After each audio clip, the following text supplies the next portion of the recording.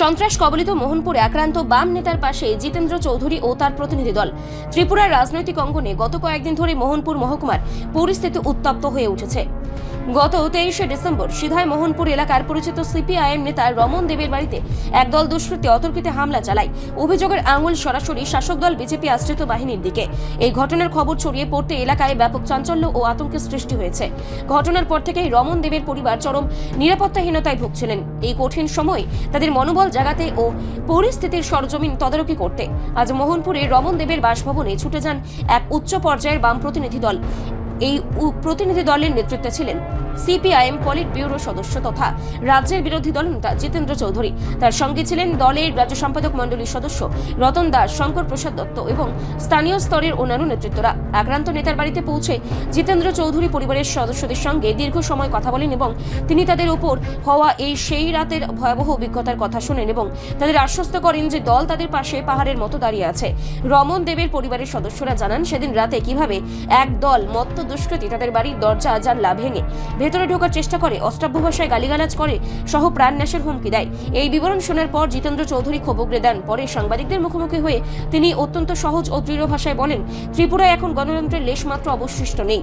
তিনি স্পষ্ট অভিযোগ করেন, মোহনপুরের মাটিতে দাঁড়িয়ে থাকা শাসক দলের একাংশ আসলে উন্নয়নের বদলে বিরোধী দলকে শারীরিকভাবে নিশ্চিহ্ন করে দেওয়ার রাজনীতিতে বিশ্বাসী। তিনি আরও বলেন, বিজেপি সরকার যখন বাইরে সুশাসনের কথা প্রচার করছে, ঠিক তখনই তাদের দলের ক্যাডাররা গ্রামে গঞ্জে মানুষের মৌলিক অধিকার কেড়ে নিচ্ছে এবং বিরোধীদের বাড়িতে হামলা চালাচ্ছে। বাম নেতৃত্ব এই সফরের মাধ্যমে পুলিশ ও প্রশাসনের ভূমিকা নিয়েও বড় প্রশ্ন তুলেছেন।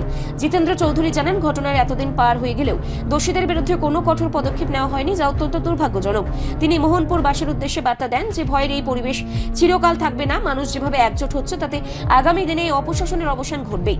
রতন দাস এবং শঙ্কর প্রসাদ দত্ত একইভাবে এই হামলার নিন্দা জানিয়ে বলেন যে সন্ত্রাস দিয়ে বামপন্থীদের আদর্শ থেকে বিচ্যুত করা সম্ভব নয়। মোহনপুরের সাধারণ মানুষও নেতাদের উপস্থিতিতে কিছুটা আশ্বস্ত বোধ করছেন। পুরো এলাকা জুড়ে এখন থমথমে ভাব থাকলেও বাম নেতাদের এই সফর কর্মীদের মধ্যে নতুন করে শক্তি জুগিয়েছে।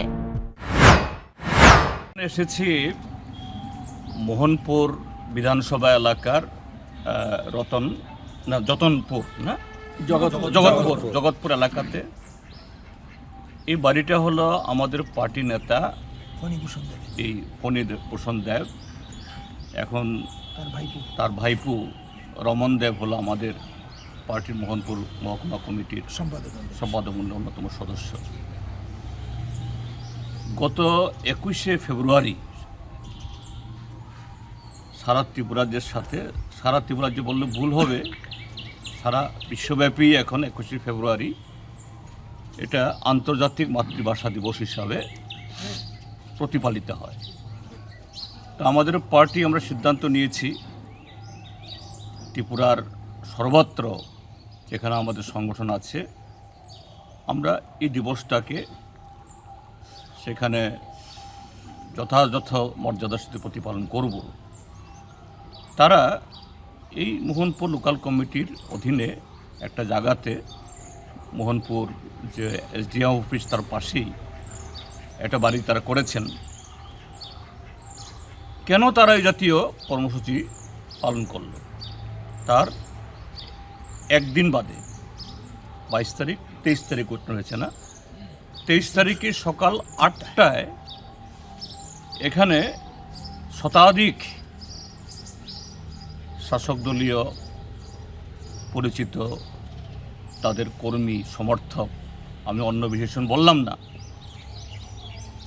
তারা এসে এখানে এই বাড়িতে এসে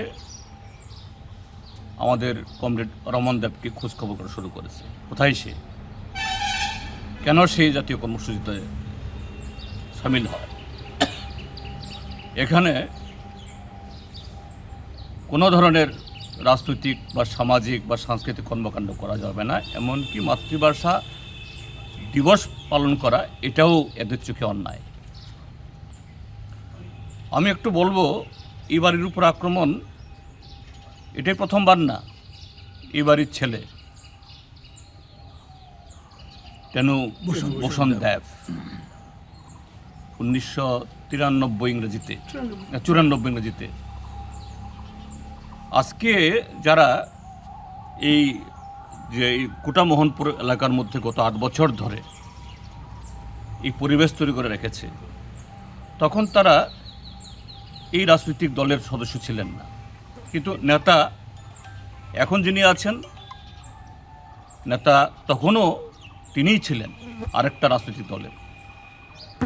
তখনকার সময়ে যারা বিরোধী দল বামফ্রন্ট সরকারের ছিল, তখন আমাদের তরতাজা যুবক টেনুভূষণ দেব ডিওয়াইএফের নেতা ছিলেন। তাকে রাতের বেলা তার বাড়ির ছিদ কেটে ঘর থেকে টেনে এসে বের করে তাকে খুন করেছে। টেনুভূষণ দেব গণতান্ত্রিক আন্দোলনের, যুব আন্দোলনের প্রথম সারির সৈনিক। তিনি তার বাড়ির উঠানেই তাকে শহীদের মৃত্যুবরণ করতে হয়েছে। একই শক্তি। তখন দল ছিল অন্য, এখন নেতা এক কিন্তু দল ভিন্ন, কিন্তু চরিত্র, নীতি, এই যে সন্ত্রাসী চেহারা, বিন্দুমাত্র এর থেকে কোনো পরিবর্তন হয়নি। তো আমরা আজকে এসেছি এই খবরটা পেয়ে, কারণ তারা তো ভয়ে গর্তে বেরোতে পারছিল না যে কী হলো। তো এটা জেনে ভাবলাম যে না, আমাদের যাওয়া দরকার, আমরা এখানে এসেছি। এবং কি করেছে তারা, যে এইভাবে ত্রিপুরাজ্যের মধ্যে বর্তমান শাসক দল তারা এত ভীত, এত সন্ত্রস্ত। এরা কথায় কথায় বলে ত্রিপুরাজ্য নাকি মডেল, উন্নয়নের উচ্চ শিখরে নিয়ে গেছে। উন্নয়নের এত উচ্চ শিখরে যদি নিয়ে গিয়ে থাকে, কেন এত ভয়? বিরোধী দলের 2-4 লোক থাকবে, তাদের রাজনৈতিক কর্মকাণ্ড করতে দেবে না, কিন্তু একটা আন্তর্জাতিক একটা এরকম অরাজনৈতিক কর্মসূচি করবে, এখানেও ভয়।